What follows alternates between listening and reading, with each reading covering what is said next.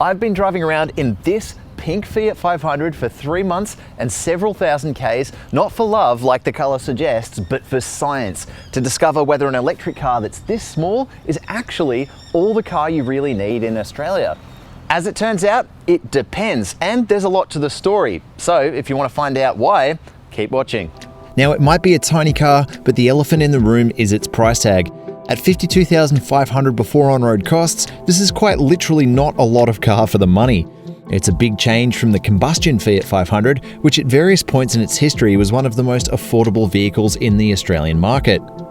Obviously, this version's electric hardware and battery is a big part of that price tag, but it's also worth noting that in Australia, we only get the top-spec La Prima version of the 500e, with a more affordable version available in its home market of Italy. As a result, there's a lot of kit packed into this tiny car. Highlights include 17-inch wheels, LED headlights and running lights, a 10.25-inch multimedia touchscreen with wireless Apple CarPlay and Android Auto, as well as a matching wireless phone charger, a 7-inch digital instrument cluster, eco-leather seat trim with heating for the front 2 positions, keyless entry and push-start ignition, as well as a Type 2 to Type 2 public charging cable. It feels pretty upmarket in a segment once dominated by cheap finishes, small wheels, and a lack of cabin tech, with the safety equipment, which we'll cover later, being particularly impressive. The 500e also has the advantage of being quite unique in this city car segment, at least for the time being. A new version of its classic rival, the Mini Cooper 3-door, is set to launch in Australia in electric form before the end of 2024, making its next closest rival in style and intent the GWM Aura, although it plays in a significantly different price bracket. Future rivals may include the intriguing Mitsubishi EKX from Japan, the BYD Seagull from China, or the new electric Renault 5 from France. What a city car renaissance that would be, and arguably one we should be having, as smaller EVs are far more carbon efficient than their bigger SUV relations. Now, not all of you will be sold by this car's particularly arresting colour scheme, and that's fair enough. But there are some design elements of this car I really like, and some attention to detail that I think Fiat fans will really love. There's funky, cutesy light fittings with whimsical indicators, and a nice touch of chrome to reference this car's past. But I also really like the sporty side profile, which is reinforced by those big arch-filling wheels, and the spoiler which juts out the rear. It's well proportioned, and it feels it. Things I don't love so much? Well, I wish it used more classic Fiat badging instead of that flat 500 badge up front. And for a Fiat 500, there aren't heaps of colour options for the exterior or the interior, at least not yet.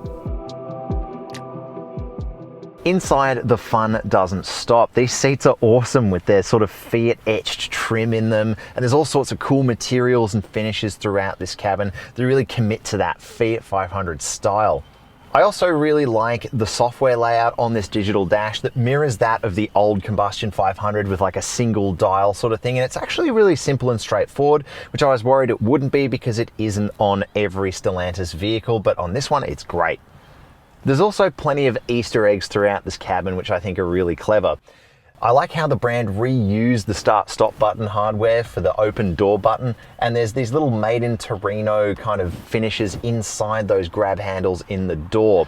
I also really like how there's a little cityscape etched into the wireless charger in there, and I like how this steering wheel matches that of the old 500s as well. It's funky, it's fun, I really like it in here.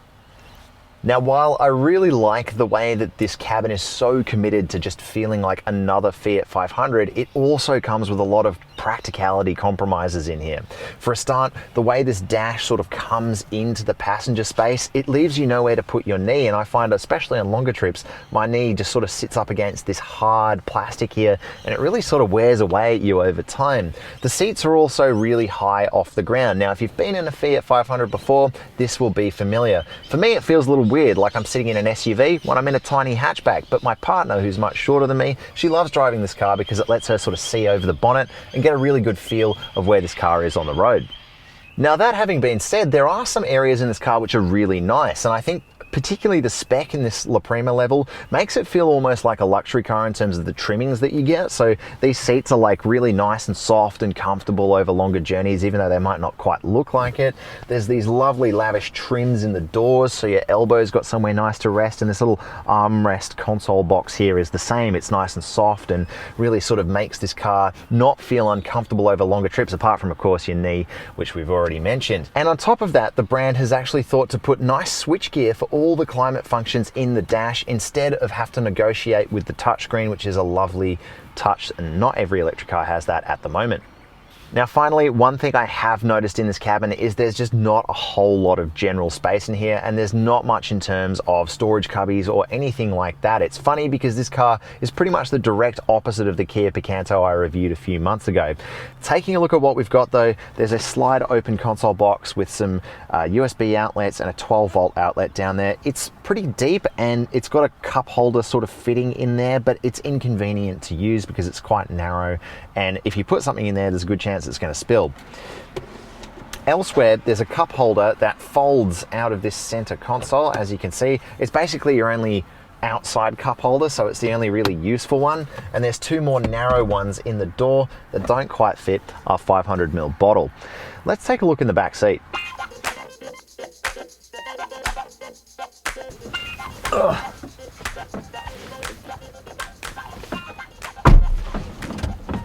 So, I haven't really subjected many people to this in my time driving this car because, as you can see, for someone 182 centimeters tall, it's pretty tight in here. That's behind my own driving position. The only person I've actually put in the back seat has been my partner, and she's much shorter than me, and she only just fit. In fact, it's one of the major reasons why I would consider not taking this car somewhere. And it's another big reason why I think it's great, mainly as a second car. Not even my dog likes it back here. It's too small for her. She's a big dog, I suppose, but then it's a very small space. Often what I find I'll think to myself when I go to take this car somewhere is there a chance I'll be transporting someone?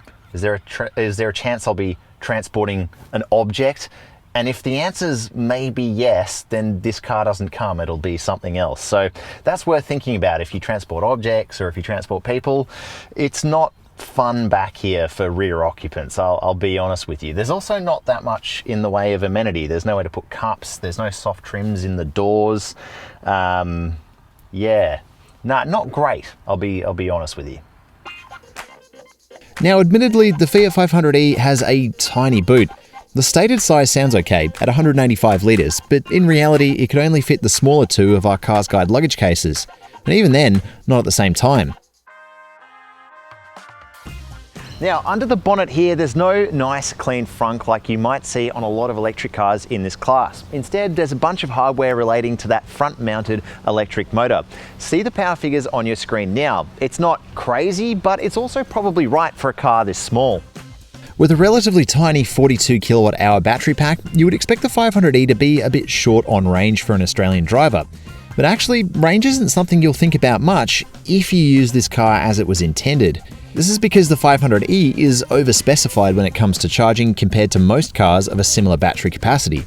On DC, the 500e can charge at a maximum rate of 80 kilowatts, leaving you with a charge time of about half an hour. While on the slower AC standard, it can charge at 11 kilowatts for a charge time in less than 4 hours. This means you can add a significant amount of range in a relatively short period of time, making opportunistic charging well worth it. One area where range does become an issue is on the open road. On a range test which covered over 200 kilometers, our Fiat consumed not so much an alarming amount of energy, but an alarming amount of range. On the numbers I calculated from the trip, you can expect an absolute maximum cruising range on the freeway to be more like 261 kilometers rather than the claimed 311 kilometers. Technically then, it will make it on intercity trips, but you'll need to charge often to make it work, something which will be really inconvenient compared to a lot of larger EVs which have much more range. Now, if all those charging numbers are nonsense to you, all you need to know is that for a car with a battery this small, this Fiat is well overspecified. Yes, it'll charge fast on DC, but if you're a city slicker, there's a good chance you'll be using a lot more AC charging at your local shops. And the great news is, this car will charge up in just a handful of hours on AC, and that really makes it worth plugging in. You can plug in while you do your grocery shop at Woolworths or something, and you'll get 100, maybe 120 Ks of range in one sitting. How good? Okay, so driving the Fiat 500e. Well, it may or may not surprise you to learn that the commitment to feeling just like another Fiat 500 is more than just styling and the way that this car feels. It drives like just any other 500 too. But it's more than just the upright seating position and the way you peer over the dash and the kind of cutesy steering wheel and the sort of layout of the car. It is really to do with its fun nature, because the previous Fiat 500s, the combustion cars, they were deceptively fun despite their whimsical, bubbly look. And that goes for this car too. In fact, I'd say it's almost more fun because it's got that instant electric torque and big regen as well to help slow you down in the corners. And part of what made the previous 500s so much fun to drive was the fact that they weren't too powerful. In fact, they were kind of not powerful enough, and that was the whole fun of it. You had to drive them at 110% everywhere. They're just little city cars, but you have to sort of hop on the accelerator and hear their little engines roar. And that's the same here. This car isn't as lightning fast as a Tesla, for example, even though it's electric. But it's fast enough that you really have to drive it everywhere, but it's not gonna spin the front wheels or feel particularly scary to drive. So I really quite like that about it. It is a fun little car to steer. The steering is also engaging enough to really grab your attention when you need it. And the ride is also nicely tuned. Previous 500s have actually rode a bit too hard, and that helps them keep controlled even though you're sitting so far off the ground. It helps stop them from feeling a bit kind of topsy-turvy. But this car is a really nice balance of having that control but being a bit more forgiving, and that's despite these huge wheels. In fact, I'd go so far as to say the ride on this car is excellent. It just sort of deals with bumps really well, it deals with corrugations really nicely, and that all helps to make it feel just a great car to drive. So bravo, it really lives up to that Italian promise of being a fun little car to steer. What else do we like or dislike about it? Well, there's a couple of funny things. So you've got the odd driving sound that it makes. It does play kind of like Italian classical music when you're at about 30 kilometers an hour, which is weird, and it will get people turning their heads at you. But outside of that, it's just got kind of like a nice sort of dull electric whir to it. It's not the exciting soundtrack that some Fiat 500s have had before, but I don't mind it. And obviously the other thing that it really excels at is just darting down little laneways. You never have to think, oh, am I gonna fit there? Because this car pretty much will fit anywhere. It's also absolutely fantastic to park. It's got a great reversing camera. Visibility out of these huge windows is excellent. There's just so much to like about it in the confines of a city, and that's really where it belongs. Where it's not so good, well, there's the freeway. But you might be surprised because it's quieter than I thought it would be. Yes, it's much noisier than it is around town, and it doesn't feel as secure on the road as it does around town. But I was surprised to find that during my freeway testing, the adaptive cruise suite was surprisingly good. And while there was an increase in cabin noise, it wasn't a real deal breaker. But that's not what it's built for. And where does that leave our 500e? Well, this is a fantastic little car for driving around a city. It's so effortless, it's so easy, it's really efficient. There's so much I like about it. And when you do have it on those curvy roads, it's a boatload of fun as well. So it can be an easy car to kind of scoff at and say, oh, it's just a silly little fashion accessory. But drive on, I think you'll be surprised. I've driven Fiat 500s before and loved them, and I really like driving this one too. Now, the Fiat 500e fell a little short on its ANCAP score, securing 4 stars in 2021. But that's not to say it doesn't fall short on the amount of active safety equipment it has, and in fact, the extensive list of features are some of the best I've ever seen on a city car. This includes auto emergency braking, lane keep assist, blind spot monitoring, traffic sign recognition, and even a very competent adaptive cruise system. For safety equipment, now, as we mentioned just a second ago, there's some really great stuff when it comes to the adaptive cruise suite. But a lot of modern cars are kind of becoming a bit overbearing with the amount of safety equipment that they have and how annoying it can be. But I am pleased to say that while the Fiat does have things like traffic sign recognition and lane keep assist, particularly those features which can be overbearing, the tuning in this system is pretty hands-off, and it really just lets you drive the car, and I appreciate that. The 500e needs to be serviced once every 12 months or 15,000 Ks, despite some electric rivals moving to 2-year intervals. But servicing is capped at just $250 a year, and that goes well beyond the warranty, extending out to a full 8 years. Ownership is one of the areas where Fiat has historically had some issues, and unfortunately, it's still really behind the pack in Australia. These days, we like to see at least 5 years and unlimited kilometers of warranty, but the whole car warranty for this 500e is just 3 years and 150,000 Ks. When it comes to servicing though, it's a much better story, and it should be because of this little car's electric drivetrain. Now look, I'd love to tell you that this is all the electric car you really need in Australia, but the reality is you do need a bit more if you're a regular intercity driver like most people are. But that's not to say this isn't a charming little car, and it might find a perfect place in your garage as that second vehicle. Now, if you do want to read more about what we did with this car and how we got to our verdict, make sure to check out all 3 chapters of our long-term review over at carsguide.com.au.